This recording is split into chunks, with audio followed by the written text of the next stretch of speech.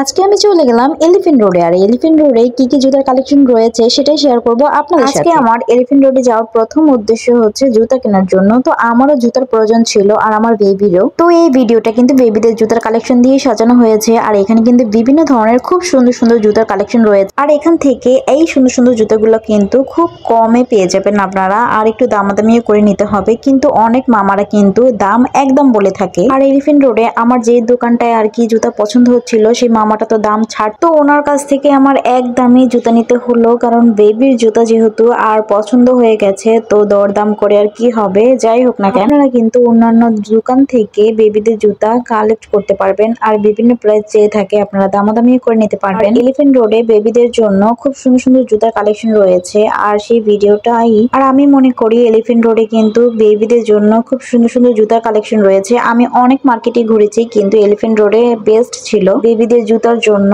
তো এখান থেকে আমি লাস্ট কিনে নিলাম। এইখানে কিন্তু একেবারে 1 বছরের বাচ্চা থেকে 10 বছর 12 বছরের বাচ্চাদের জুতার কালেকশনও রয়েছে। তো ভিন্ন ভিন্ন দামও রয়েছে। এখানে কিন্তু বিভিন্ন ধরনের জুতো থাকায় দামটাও কিন্তু ভিন্নতা রয়েছে। আর এখানে বয় গার্ল উভয়ের জুতো রয়েছে, বড় থেকে ছোট।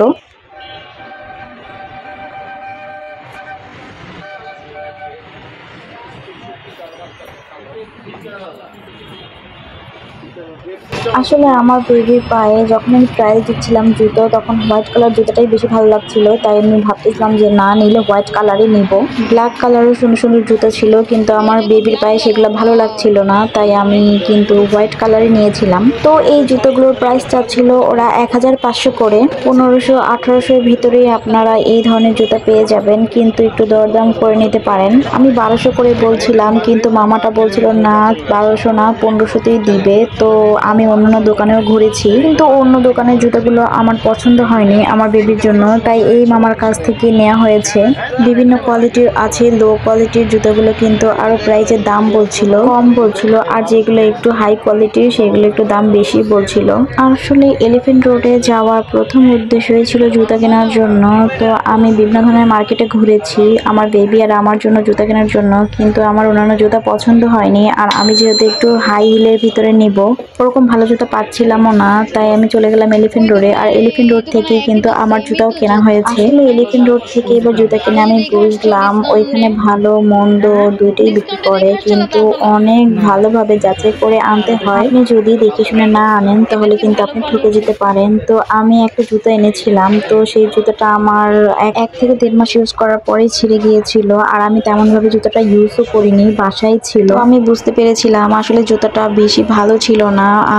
জুতার যে নিচের সোলটা সেটা ভালো ছিল না। জুতা কিনতে গেলে আসলে কিন্তু সোল দেখতে হয়, তারপর জুতা কিনতে হয়। তো আমি তাড়াহুড়ায় কিনেছি দেখে আমার ওই জুতাটা ওরকম পড়েছে, কিন্তু আমার বেবির জুতাটা কিন্তু ভালো ছিল। এখানে কিন্তু বেবির শুজগুলো অনেক সুন্দর সুন্দর ছিল। আসলে ওদের ডিসপ্লেতে যে জুতোগুলো ছিল তার থেকে ওদের ভিতরেও কিছু জুতো ছিল, সেগুলো একদম নিউ কালেকশন। আর ডিসপ্লেতেও ছিল, মানে ডিসপ্লেতেও ছিল আবার ভিতরেও ছিল, কিন্তু আমার ডিসপ্লে থেকে ভিতরের জুতাগুলো বেশি ভালো লাগছিল। ওদের যখন বলা হয়েছে তখন ওরা বের করে দিচ্ছিল। আসলে ওদের কাছে যে বলতে হবে যে আপনাদের ডিসপ্লে ছাড়া কি ভিতরে জুতা আছে নাকি, সেটা আমাকে বের করে দেন, আমি দেখবো, ঠিক আছে। তখন ওরা বের করে দেয়। এই জুতাটা কিন্তু একেবারে নিউবর্ন বেবিদের জন্য। তো আমার এই জুতাটা ভালো লাগছিল। তারপরে বললাম যে এই জুতাটা কত প্রাইস, উনি বললো এটা 1000 টাকা দিয়ে নেওয়া যাবে। কিন্তু এই জুতাটা কিন্তু লো কোয়ালিটির ছিল, বেশি একটা হাই কোয়ালিটির ছিল না। তো তারপরে তো এই জুতাটা নেওয়া হলো না। আর আমার বেবির পায়ে জুতাটা লাগবেও না, আমার বেবি একটু বড় হয়ে গিয়েছে। এটা কিন্তু বিভিন্ন ধরনের ছেলেদের জুতার কালেকশনও ছিল, ছেলেদের কেস লোফার টাইপের জুতাও ছিল এইখানে।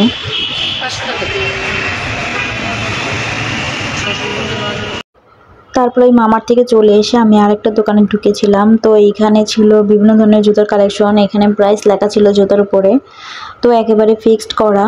তো এই দোকানের জুতো আমার পছন্দ হলো না। আসলে বলতে গেলে বলা হয় যে মানে দেখা যায় যে আমরা যে জিনিসটা প্রথমে পছন্দ করি সেই জিনিসটা যদি আমার না হয় কিংবা দরদামের সাথে না মিলে, তাহলে কিন্তু আমি অন্য জায়গায় চলে যাই। কিন্তু ওই ফার্স্ট যে আমার একটা চয়েস, একটা পছন্দ, যে ওই জিনিসটা আমার পছন্দ হয়েছে সেই জিনিসটাই কিন্তু আমাদের চোখে লেগে থাকে। তো আমি এত জুতা দেখতেছিলাম আমার বেবির জন্য, কিন্তু আমার ওই জুতাটাই কিন্তু ভালো লাগছিল, মানে ওই মামার দোকানের জুতাটাই কিন্তু ভালো লাগছিল। আসলে আমার ক্ষেত্রে এরকম অনেক হয় যে আমি প্রথমে মার্কেটে গিয়েছি, আমার একটা জিনিস পছন্দ হয়েছে কিন্তু আমার দরদামের সাথে মিলছে না, তারপর আমি অন্য জায়গায় চলে যাই, কিন্তু আমার চোখে কিন্তু ওই জিনিসটাই লেগে থাকে যে না, আমার ওই জিনিসটাই দরকার ছিল, দাম হলেও একটু ভালো হইতো কিনলে, কারণ তখনই প্রথম জিনিসটাই আর কি চোখে লেগে থাকে, অন্য জিনিস আর পছন্দ হয় না, তারপরে ওই মামার থেকেই আবার কিনতে হয়। আমার তো এরকম অনেক হয়েছে যে আমি প্রথমে ইস্টার্ন প্লাসে একটা জুতা দেখেছিলাম, জুতাটা দেখে এসে আমি ইস্টার্ন মল্লিকা মার্কেটে গিয়েছি, মানে ওই মামার সাথে আমার দরদাম হয়েছে, জুতাটা আমার কেনা হয়নি, কিন্তু ওই ইস্টার্ন প্লাসের জুতাটাই আমার পছন্দ হয়েছে, ইস্টার্ন মল্লিকার না। তো ইস্টার্ন মল্লিকার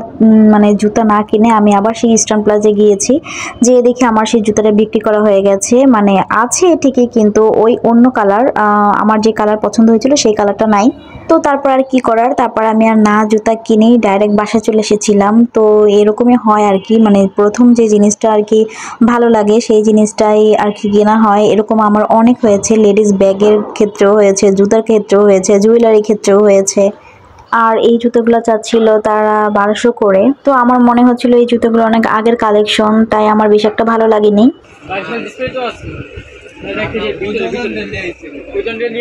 এই জুতোটা চাচ্ছিল ওরা 1400 করে, কিন্তু এটা আগের কালেকশন মনে হচ্ছিল কিরকম জানি, তাই আমার ভালো লাগেনি। আর হালকা পিঙ্ক কালার থেকে আমার হোয়াইট কালার বেশি ভালো লাগছিল, তাই আমি এই জুতোটা নিলাম না।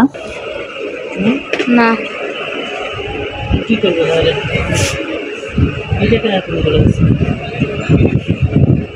এটা মানে পুরো হোয়াইট কালার, হোয়াইট কালার হবে না, কি হবে? এই কালারটাই হবে, কালোই হবে।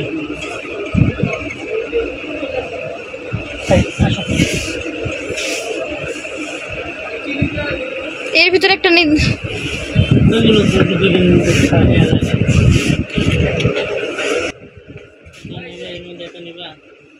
নিতে পারো।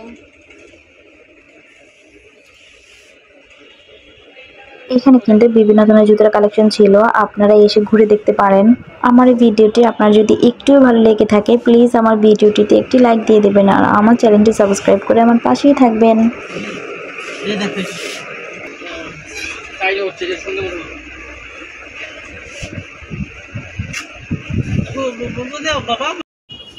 তো আজকের মতো ভিডিওটি এখানেই শেষ করলাম। সবাই ভালো থাকবেন, সুস্থ থাকবেন, আল্লাহ হাফেজ।